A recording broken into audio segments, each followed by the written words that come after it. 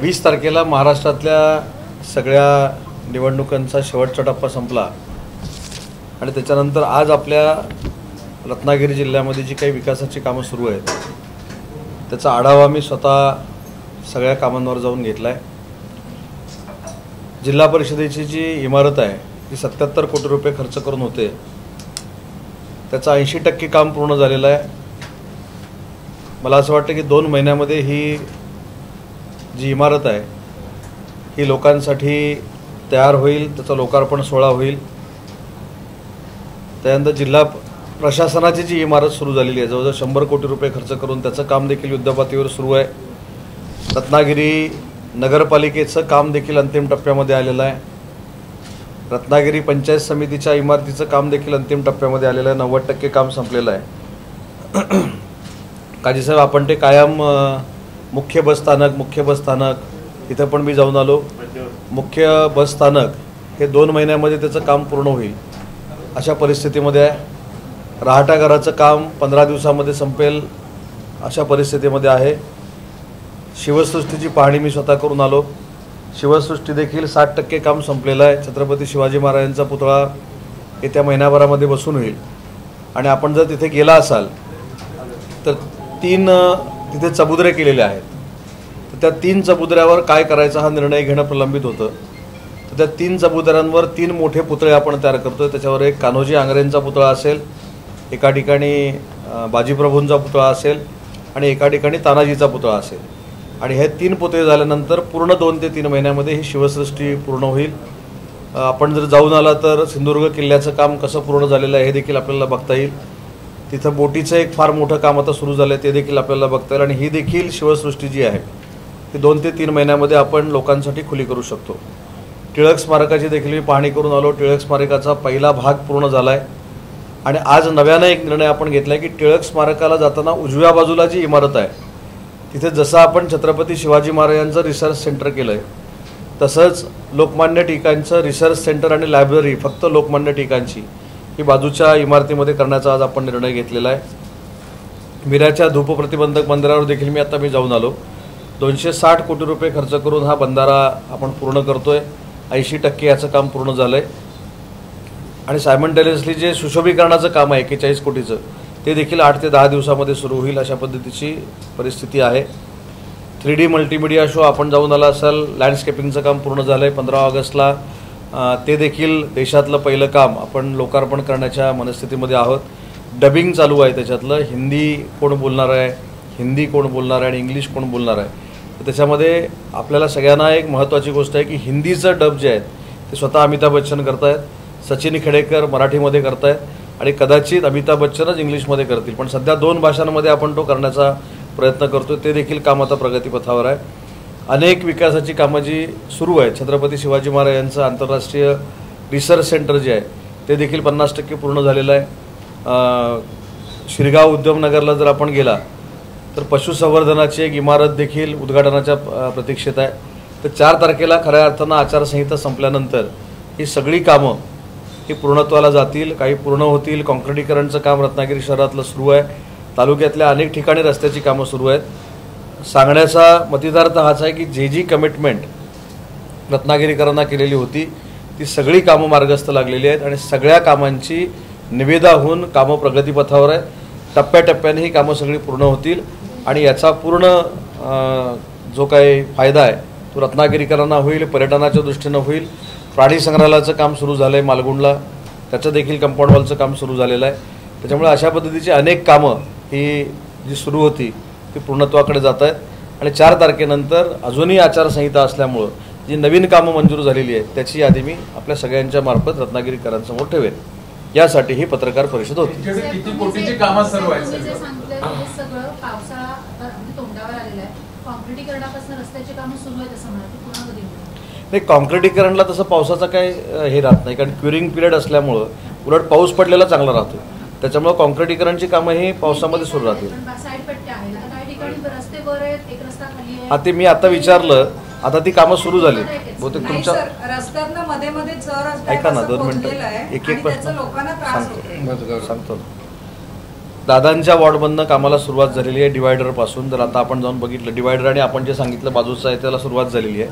आणि मॅडम तुम्ही जे सांगितलं हे हाऊस म्हणून केलेलं नाही आहे, तर तिथनं पाईपलाईन जाते आणि ती पाईपलाईन कॉन्क्रीट झाल्यानंतर ते आपण फोडून काढू शकत नाही, म्हणून तिथं माती आणि अशी खडी टाकलेली आहे. पण पाईपलाईनचं काम पूर्ण झाल्यानंतर त्याच्यावर पुन्हा कॉन्क्रीट होणार आहे आणि ते काम व्यवस्थित होणार. नाही सर, पण गाडी चढवताना आणि उतरताना खूप लोकांना हाल होतात, म्हणजे काही महिला पण पडलेल्या आहेत. मुद्दा असा आहे, कॉन्क्रिटीकरण केलं तरी प्रॉब्लेम आहे, रस्त्याला खड्डे पडले तरी प्रॉब्लेम आहेत, विकास कामं केली तरी प्रॉब्लेम आहेत, विकास कामं नाही केली तरी प्रॉब्लेम आहेत.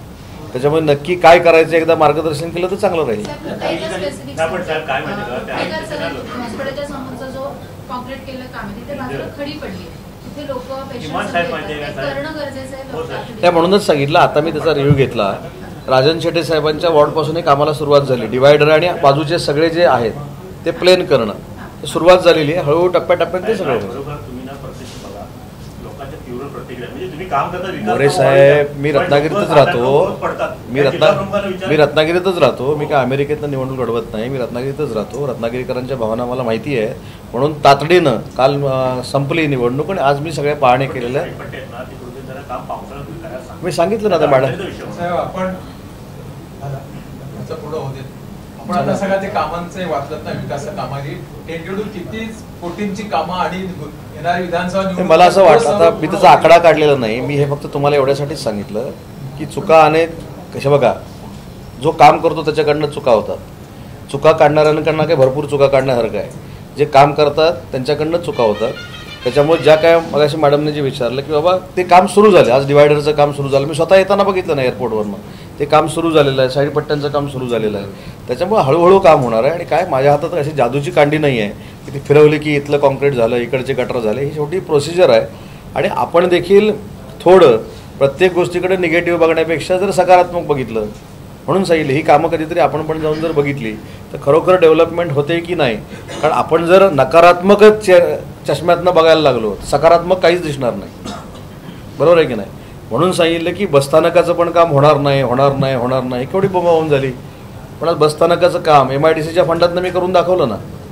त्याच्यामुळे माझं म्हणणं की नागरिकांच्या अडीअडचणी मी सांभाळतो, म्हणूनच 4-4 वेळा आमदार आहे ना.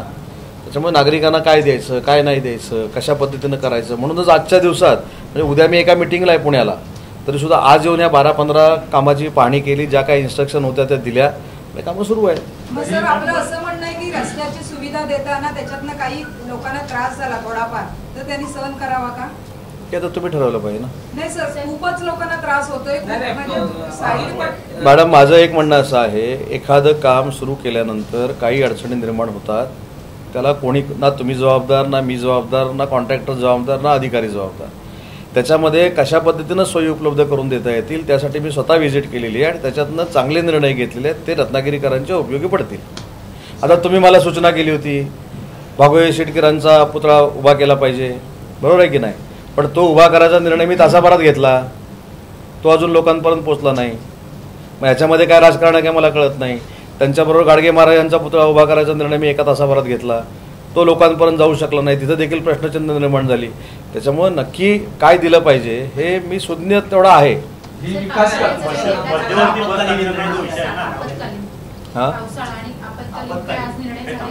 आपत्कालीनची आता बैठक आहे, कारण आज 7ची पत्रकार परिषद लागल्यामुळे लवकर तुम्हाला जायला लागेल, म्हणून आता माझी आपत्कालीनची सांगितलं ना साहेब. एक पहिली गोष्ट अशी आहे मोरे साहेब, मी मगाशी एक शब्द प्रयोग केला की ना तुमच्या हातात जादूची कांडी आहे ना माझ्या हातात जादूची कांडी. तेच सांगितलं ना, जे काही करायचं ते इन्स्ट्रक्शन मी देऊन आलेलो आहे. झाला तर चांगलंच आहे, कारण ते काम जे थांबलं होतं त्याला 22 कोटी रुपये देऊन चालू केलं, हे खरं रत्नागिरीकरांसाठी क्रिएटेबल आहे. तर ते खरं सकारात्मक केलं पाहिजे ना. ही विकास कामे म्हणजे येणाऱ्या विधानसभा निवडणुकीची तयारी असं आम्ही समजायचं. नाही, मी विधानसभेची तयारी म्हणून काही करत नाही. जे करतो ते मतदारांसाठी करतो. मतदारांचा माझ्यावर विश्वास आहे, माझा मतदारांवर विश्वास आहे. त्याच्यामुळे हे करणं माझं कर्तव्य आहे. त्या कर्तव्य भावनेत नाही मी विकास कामं केली. या सर्व कामांचा लोकसभा निवडणुकीत फायदा झाला काय? होईल ना नक्की, 4 तारखेला कळेल ना. सर, नगर परिषदेने अद्यापही 1 दिवस पाणी अट ठेवलेलं आहे. शीळ धरणाच्या संदर्भात ठोस निर्णय आपण घेणार काय? आधी आपण शीळ धरणातलं पाणी कमी का झालं? का झालं पाणी कमी? आजूबाजूच्या ग्रामपंचायतींना पाणी दिलं गेलं का? मला असं वाटतं की जे झालेलंच नाही ते घडवून आणण्याचा प्रयत्न कोणी करू नये. मी पण माझी आता 4 टर्म गेलेले आहे तिथं. ज्या पद्धतीनं ऊन होतं आणि ज्या पद्धतीनं बाष्पीभवनाचा वेग होता त्याच्यामुळं पाणी हे कमी झालं. आणि पाणी कमी झालं तरी 1 दिवस आड करून देत आहेत, परंतु 2 दिवसापूर्वी जो सलग पाऊस पडलेला आहे त्याच्यामुळे थोडी पाण्याची परिस्थिती सुधारलेली आहे. पण आपल्या माहितीसाठी सांगतो की कुठच्याही ग्रामपंचायतीला पाणी, ज्या गावामध्ये हा डॅम आहे फणसवळे, त्या फणसवळे गावाला सुद्धा तिथनं पाणी दिलेलं नाही आहे, ही आपल्यासाठी नोंद असावी. त्याच्यामध्ये अडचण म्हणजे तुम्ही वस्तुस्थिती बघा. आम्ही तुम्हाला काय तुम्ही सांगताय म्हणून आमचं हे नाही विरोध करतोय की आम्ही आमच्या भावून तिथे पाणी जवळजवळ 30% पाणी आता नाहक तिथं फ्लोटिंग जेटी तात्पुरती उभी केली म्हणून पुढच्या अर्धा भागातलं पाणी पूर्णपणे वाया जाते. आणि त्याच्या का मोरे साहेब मी विरोध मी पण मतदारसंघातच आहे साहेब, त्याच्यामुळे मी पण मतदारसंघातच आहे. फ्लोटिंग जेटीचा विषय हा टोटली वेगळा आहे. शीळ धरणाच्या पाण्याचा विषय हा वेगळा आहे. जसं तुम्ही मतदारसंघामध्ये फिरता तसं मी पण मतदारसंघामध्ये फिरतो. तशी तुम्हाला पण पत्रकार म्हणून मतदारसंघाची काळजी आहे, तशी मला पण काळजी आहे. तसं तुम्ही पण चुका काढता तसं मी पण चुका काढतो. त्याच्यामुळे त्याला सगळ्यात मोठं कारण आहे हे काय रत्नागिरीच्या शीळ धरणातलं नाही, महाराष्ट्रातल्या सगळ्या धरणातलं आहे. ज्या ठिकाणी उन्हाचा तडाखा जो बसलेला आहे तो 43 degree Celsius, 45 degree Celsius, 47 degree Celsius पर्यंत आपलं आमचं म्हणणं नाही त्याने कमी झालं. आर्ग्युमेंट आपण करतो की पत्रकार परिषदेत तुम्हाला जे पाहिजे तुम्ही छापा ना. 70 कोटी रुपये खर्च करून रत्नागिरीला 1 दिवस आड पाणी मिळतंय, पटते का साहेब तुम्हाला? ती पण तुमची बातमी वाचली मी. मुद्दा असा आहे की पाणी कशामुळे कमी मिळतंय, कशामुळे कमी मिळतंय तर धरणामध्येच पाणी कमी आहे.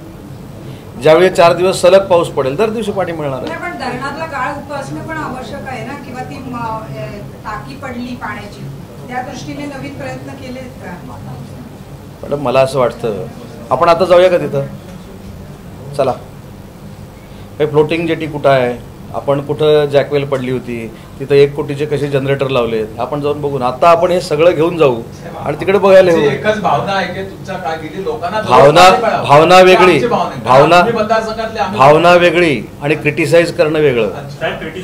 एक मिनिट मी त्यांच्या पत्र देतो, 1 मिनिट त्यांच्यानं उत्तर देतो ना मी. त्यांच्या हो मी पण जाऊन आलो ना. नाही, पत्रकार परिषद ही आर्ग्युमेंटवर येणार असेल सांगतो मी. विषय खोडत नाही, तुम्ही मोठे आहात, मी विषय खोडत नाही. मी काय सांगतोय, मी पत्रकार परिषद घेतोय, तुम्ही क्रिटिसाइज करू नका मला. माझी पण इथं 24 वर्ष, आता 25 वर्ष मी आमदार म्हणून काम करतोय. माझं फक्त म्हणणं असं आहे की जी टेक्निकल बाब आहे ती पडताळून बघितली पाहिजे ना. फ्लोटिंग जेटी कुठे आपण जाऊन बघू ना. माझं म्हणणं आपण बघितलं म्हणजे सगळं झालं नाही, अधिकाऱ्यांना बघू दे. जसं मी म्हटल्यानंतर तुम्हाला पटत नाही तसं तुम्ही म्हटल्यानंतर मला पटते असं मी कसं म्हणू शकतो? आपण जाऊन बघू ना. मुद्दा असा आहे की बाष्पीभवन देखील जोरात झालेलं आहे, शीळ धरणातलं पाणी देखील आटलेलं आहे, हा देखील त्याला फार मोठा ड्रॉबॅक आहे. आणि म्हणून जे अजून काय असतील ते आपण दूर करू ना. पण तुम्ही सांगताय ते मी ग्राह्य धरायचं आणि मी राज्याचे नेते झालाय पण आपल्या मतदारसंघात फारसे उपलब्ध होत नाहीत किंवा लोकांना भेटत नाही असं वाटत नाही? माझ्या मतदारसंघामध्ये माझ्यापेक्षा पत्रकारांना मतदारसंघाची जास्त काळजी असल्यामुळे ते दक्षता घेतात म्हणून मी जास्त वेळ येत नाही. आपण आता महेश म्हणाल यादीबाबतीत कामाची एकदा पत्रकारांना तुम्ही आम्ही एकत्र संयुक्त जरा कामाची फावली ना. मी तेच सांगितलं ना, माहितीसाठी सांगतो. नाही ना, ऐका ना, हे पण सांगतो. आचारसंहिता लागायच्या अगोदर इथे सगळे बसलेले आहेत, ठरलेलं होतं जायचं. ठरल्यानंतर 2च पत्रकार आले. पत्रकार परिषदेमध्ये ठरलं उद्या सकाळी 9 वाजता अशा ठिकाण पिंट्यापावर ठरलं की नाही ठरलं? पण तुम्ही ठरवा ना, तुम्ही ठरवा. तुम्ही ज्या दिवशी ठरवाल त्यावेळी तुमच्या बरोबर मी येतो. तुम्ही सांगाल रत्नागिरी मतदारसंघात किती मताधिक्य असेल दादांना? 4 तारखेला कळेल ना. तरी पण तुमचा बरेच दिवस तुमच्या तोंडून आम्हाला मला असं वाटतं की 4 तारखेला रिझल्ट लागणार आहे. मग दिसलं की तुम्हाला कळेल ना. तोंडून आम्हाला ऐकायला मिळालं. शिरगाव जिल्हा परिषद गटात उद्यमनगर मधनं लीड घेणार. पुढे सांगा ना आता. सर, रत्नागिरी जिल्ह्यात सध्या 2 महामार्गांची कामं सुरू आहेत. पावसाळ्यात काही ठिकाणी त्याचा प्रॉब्लेम होऊ शकतो. तुम्ही प्रशासनाला आणि ठेकेदारांना काय सूचना दिल्या? सर, याला जोडून फक्त विचारते, तो जो कुवारवापासून पुढे कोकण रेल्वे स्टेशनचा जो भाग आहे तो अत्यंत धोकादायक झाला आहे आणि ऍक्सिडेंट आणि चिखल साचले. पहिला पाऊस पडला त्यावेळेस सगळं आलं. या संदर्भात तुम्हाला सांगतो, मी मिऱ्यापासून आत्ता आलो. मिऱ्यापासून आल्यानंतर कुवारबावचा जो पुढचा भाग आहे त्याच्यामध्ये काही जमिनीचे प्रॉब्लेम झाले होते आपल्याला, म्हणजे लेफ्ट हँड साईडला. तर ते सगळे काल काहीतरी क्लिअर झाले, तसं मला पणदीकर म्हणून जे एसी आहेत त्यांनी मला सांगितलेलं आहे. आणि पावसाळ्याच्या अगोदर अतिशय चांगल्या पद्धतीनं गाड्या जाऊ शकतात असं ते आपला रस्ता करून देणार आहे. ते उद्यापासूनच कदाचित सुरू करतील. आपल्या शहराचा आढावा घेतलात का? विशेष काय शहरात कोकणला का जरा पाऊस पडला की पाणी भरते आणि पटीत बोंब मारतात. मगाशी मी त्यांच्या प्रश्नाला उत्तर देताना सांगितलं की 7 वाजता पत्रकार परिषद होती, तुम्हाला लेट होईल म्हणून मी पत्रकार परिषदेला पहिल्यांदा आलो आणि त्याच्यानंतर मी आढावा बैठक घेतलेली आहे. हा, ते झाल्यानंतर सांगू ना.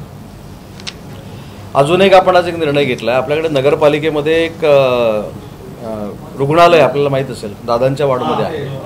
तर ते 30 स्कॉटचं जे आहे ते महिन्याभरात आपण 50 स्कॉटचं करतोय. आणि ज्या पद्धतीनं मुंबई आणि ठाण्यामध्ये एकनाथ शिंदे साहेबांनी नुसत्या केस पेपरवर मोफत उपचार पद्धती सुरू केलेली आहे, ते 15 ऑगस्टपासून आपण रत्नागिरीमध्ये सुरू करतोय. सर, महिलांसाठी एक रुग्णालय आवश्यक होतं. आता तुम्ही महिला रुग्णालय होतंय तिथे मेडिकल कॉलेज घेतले, पण महिलांसाठी खूप त्रास होतोय. महिलांना कुठं आता नवीन नगर परिषद तिथे 50. पण आता परत तुम्हाला विचारलं तर तुम्हाला कधी महिला रुग्णालय नाही आहे तुम्हाला कोणी सांगितलं? महिला रुग्णालय कुठे आहे रत्नागिरीत? नाही आहे कोणी सांगितलं? सांगा कुठे ते आम्हाला माहिती नाही. आधी मला नाही ऐका, आधी नाही आहे कोणी सांगितलं सांगा. कुठे आहे? सिव्हिल आहे तर कुठे सांगा सर, मला माहिती नाही. सिव्हिल हॉस्पिटलला महिला रुग्णालय हे 100% 2 महिन्यापूर्वी परत आपण सुरू केलेलं आहे महिला रुग्णालयाच्या नावाखाली. आणि जो स्टाफ महिला रुग्णालयाचा होता तिथं तो काम करतो. आचारसंहिता असल्यामुळे आज पण मला मीटिंग रद्द करावी लागली. आता मी आचारसंहिता संपल्यानंतर 4 तारखेला ते करेन ना.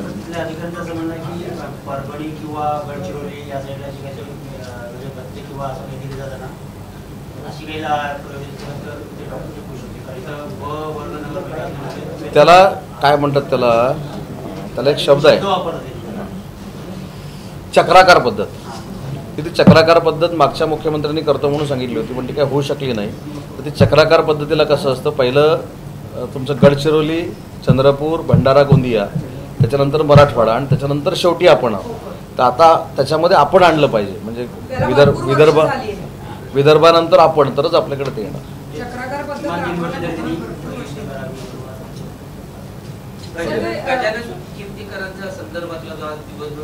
काय विषय चालू आहे?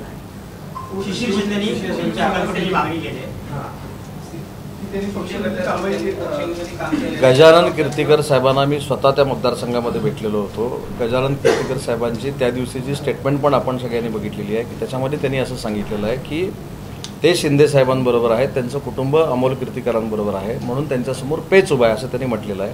त्याच्या संदर्भात शिशिर शिंदेनी आज मुख्यमंत्री महोदयांना पत्र लिहिलेलं आहे.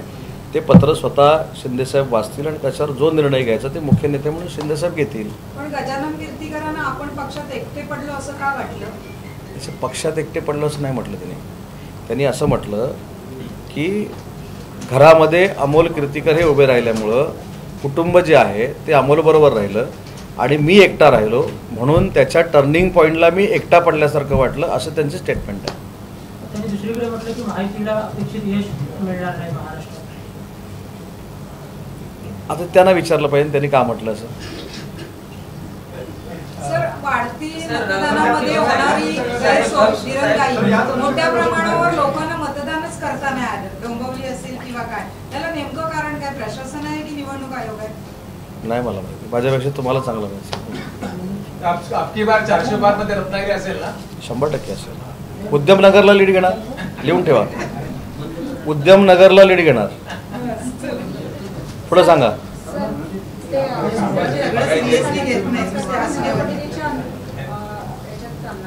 काय काय काय? हा, नगरपालिका चालणार, पण ती एजन्सी जी आहे ती महात्मा फुले जी आपली जन आरोग्य योजना जी आहे त्याच्यामध्ये बसलेली जी एजन्सी आहे जी ठाण्याचं चालवते, मुंबई चालवते, तेच चालवते. साहेब, त्याला ते आणणार साहेब. मगाच्या प्रश्नाला धरून गजानन कीर्तीकरांनी असं सांगितलं की अमोल पाटीकर निवडून आले तर मला आनंदच होईल. त्याच्यावर काय? नाही, पण मला एक सांगा की घरामध्ये मुलगा लढतोय, वडील कदाचित दुसऱ्या विचाराचे असतील, पण जर मुलगा निवडून आला तर वडिलांना दुःख होईल. पण हा विचार त्यांनी पक्ष सोडताना करायला हवा होता ना. तो त्यांना प्रश्न विचारला पाहिजे ना. पण त्यांनी काय प्रश्न विचारला? त्यांनी काय प्रश्न विचारला? मुलगा निवडून आला तर वडिलांना आनंद होईल की नाही? कटिंग कशाला? मी या पत्रकार परिषदेमध्ये मला स्पष्ट बोलायला आता सुरुवात करणार आहे. म्हणजे अजून राखून बोलत तुम्हाला असं म्हणायचं का? आजपर्यंत राखून बोलत होतो, आता याच्यानंतर स्पष्ट बोलायचा निर्णय या पत्रकार परिषदेनं घेतला.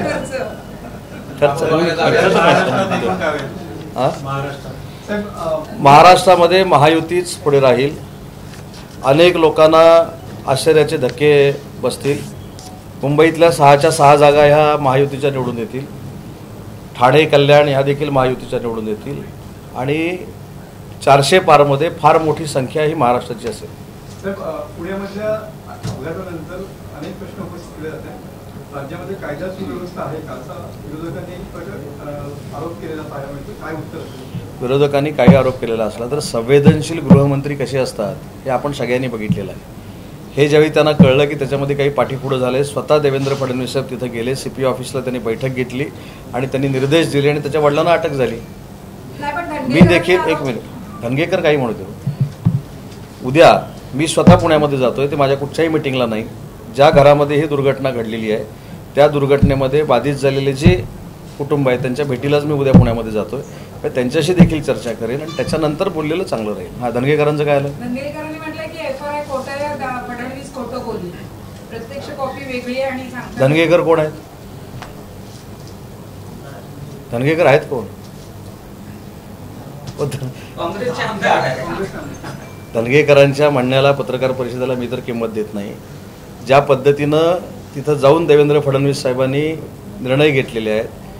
अल्पवयीन मुलगा असताना तो देखील बारमध्ये होता. तो बार काल सील केलेला आहे की आज सील केला आहे मला माहीत नाही. राज्य उत्पादन कधी काल सील केलेला आहे. 48,000 रुपयाचं जे बिल झालेलं आहे ते देवेंद्रजींनी स्वतः सांगितलेलं आहे. आणि देवेंद्रजींनी एवढंच थांबले नाही तर ती गाडी 17 वर्षाच्या मुलाला चालवायला देणारा वडील ह्याला दोषी आहे म्हणून तो कोण, काय अगरवाल ना, त्याला देखील अटक केलेली आहे. मिऱ्या बंधाऱ्याच्या कामासाठी 260 कोटी रुपये मंजूर झालेले आहेत.